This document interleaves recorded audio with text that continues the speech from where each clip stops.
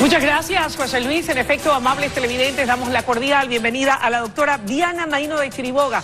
Ella es asesora jurídica especializada en asociaciones público-privadas. Qué gusto que nos acompañe, doctora. Buenos días y bienvenida. Muchas gracias. Gracias por recibirme. Doctora, Ecuador vivió 10 años de un gobierno que privilegió el fortalecimiento del Estado.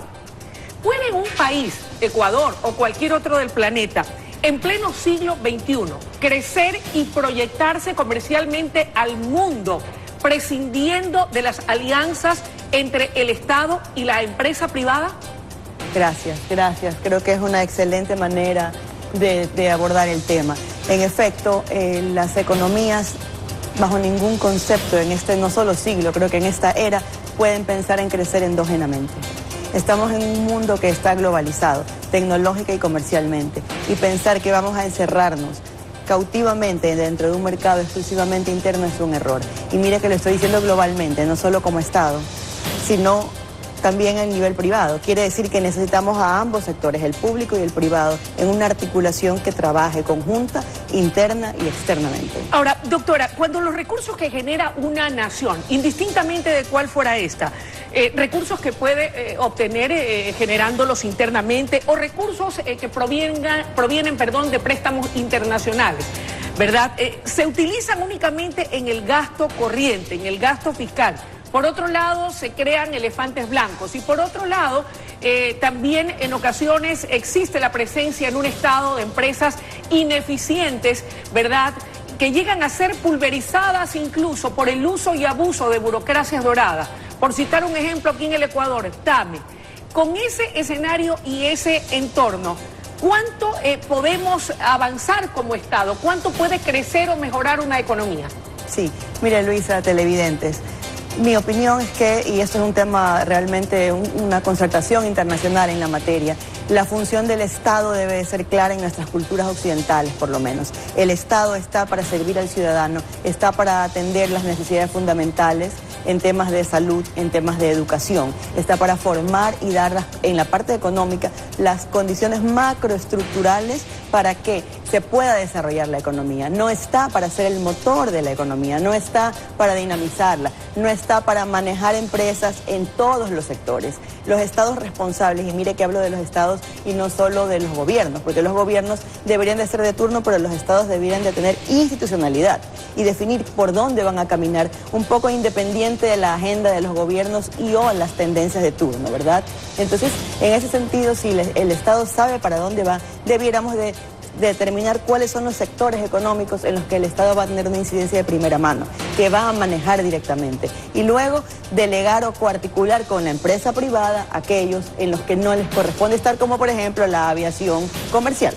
Ahora, a propósito de este tema, el señor Santiago Cuesta, ¿verdad?, en su calidad de consejero del gobierno, ha sido enfático precisamente en la necesidad de mejorar, de volver más eficiente, más óptima las empresas del Estado. En el caso específico de TAME u otras que han sido calificadas, de acuerdo a los primeros estudios y análisis, como ineficientes, ¿qué hacer con ellas en estos momentos? ¿Deben desaparecer? ¿Deben ser absorbidas por empresas privadas eficientes a efectos de que también se conviertan en empresas eficientes? ¿Cuál es la salida? ¿Cómo revertir aquello que señalábamos hace un instante de un Estado obeso, adiposo, con empresas ineficientes? Correcto, sí, y yo adicionaría monopólico, porque cuando los sectores no solo estratégicos, sino los servicios públicos y comerciales están en poder y control del Estado y manejo directo, gestión, que es lo que se llama, entonces caemos en una especie de monopolio público que es tanto igual de malo que el privado.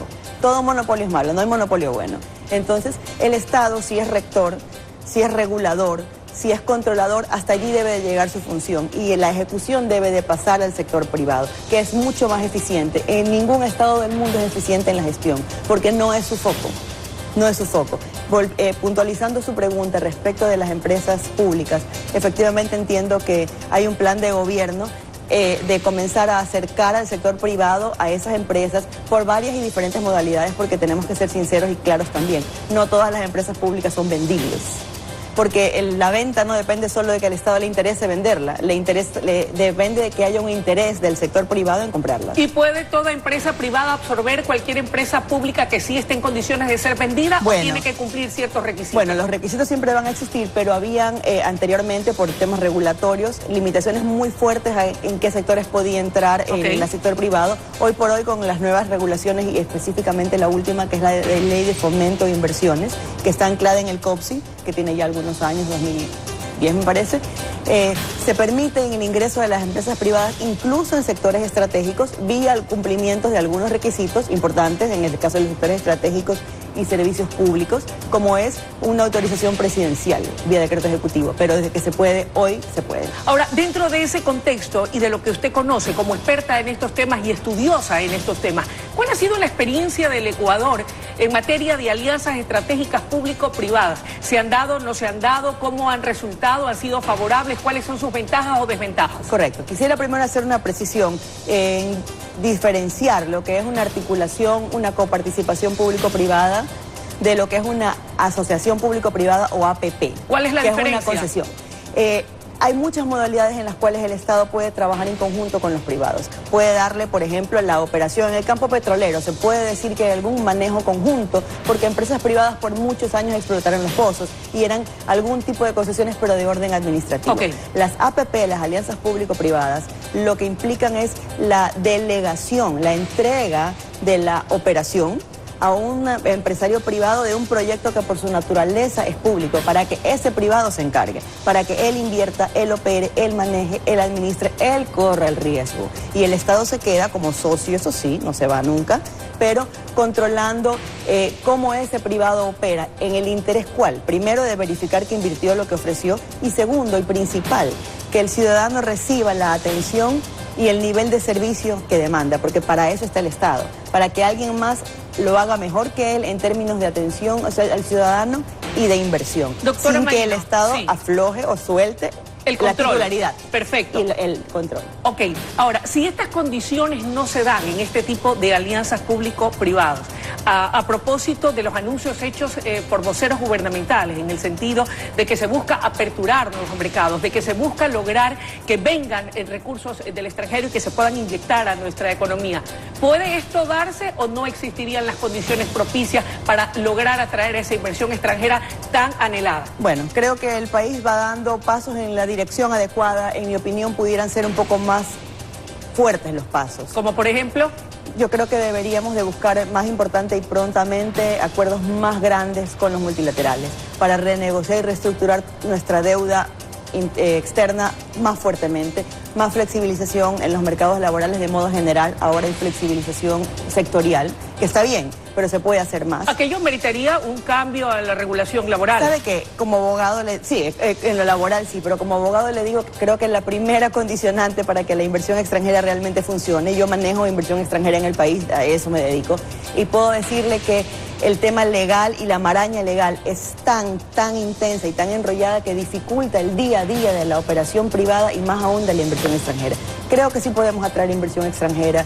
Se están haciendo pasos importantes en los acuerdos comerciales internacionales. Ahora mismo hay una delegación en Washington de empresarios que están haciendo la avanzada para el futuro tratado con Estados Unidos. Un desafío importante, porque ahí van empresarios y también representantes del sector público. Correcto, es la primera vez en 9 años. Correcto, que va una delegación conjunta, y esto es ya una gran señal no solo para Estados Unidos, sino para el mundo. Doctora, el productor me dice que el tiempo ha terminado, pero no quiero concluir la entrevista sin preguntarle también si para poder lograr esa avanzada, ese crecimiento en lo económico, lograr ese ansiado acuerdo comercial con Estados Unidos, debemos también dar señales importantes de que acá nos ajustamos el cinturón, de que comenzamos a gastar menos, ¿verdad? Y que comenzamos a invertir más y a invertir adecuadamente. Exacto.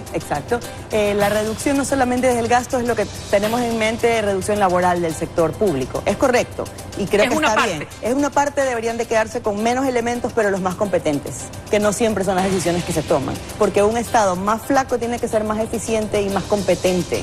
Si no, tienes un problema estructural en el tiempo y yo diría que de corto plazo.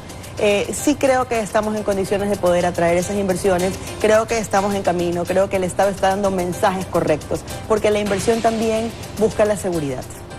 y la inversión extranjera más. Recordemos que tenemos países competidores en la misma carrera. ¿Somos un país seguro? Creo que podemos mejorar. Creo que podemos mejorar. La limpieza de la regulación ayudaría y sobre todo ser consistentes en los mensajes que enviamos internacionalmente. La consistencia en el tiempo, yo le diría que para la inversión extranjera, que es la que nos importa porque es la que inyecta recursos a la economía desde afuera, la inversión nacional solo la hace recircular. No digo que es mala, pero realmente estando en dolarización nos interesa la extranjera. Lo que más que exenciones tributarias busca es seguridad, porque el inversor privado sabe, si es grande, más aún internacional, cómo hacer su trabajo y cómo hacer rendir su dinero. Lo que él más busca es estar en un ambiente en donde sepa que las condiciones que pactó se van a mantener en el tiempo. Le agradecemos muchísimo su presencia esta mañana aquí en la Noticia Primera Emisión. Muchas gracias, gracias a ustedes. Amables televidentes, ha sido la intervención de la doctora Diana Maíno de Chiriboga, presente esta mañana haciendo un análisis de la importancia de las alianzas estratégicas de la empresa pública y privada para coadyuvar al crecimiento que el país tanto necesita. Es momento de ir a una breve pausa, pero enseguida regresamos con mucho más desde la Noticia Primera Emisión.